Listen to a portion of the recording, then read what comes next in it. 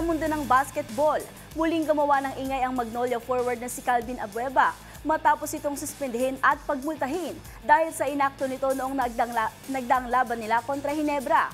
Ang manlalaro kasi ng dirty finger ng isang fan. Ang buong detalye tutukan sa report na ito.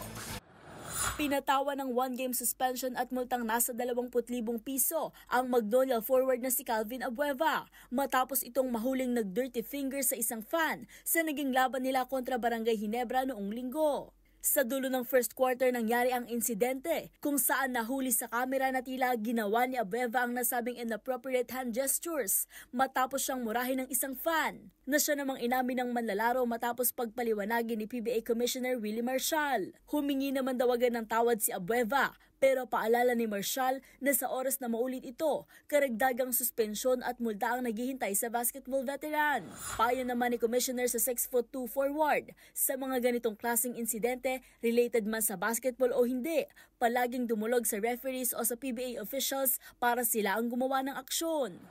Dahil dito, hindi makapaglalaro si Abueva sa laban ng Magnolia kontra NLEX Road Warriors sa Sabado.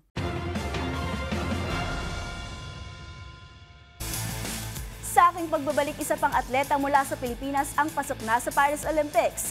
Ngunit kasabay nito natuldukan naman ang Summer Games dream ng Olympic gold medalist na si Heidelin Diaz. Tutukan yan sa pagbabalik ng MBC TV Network News.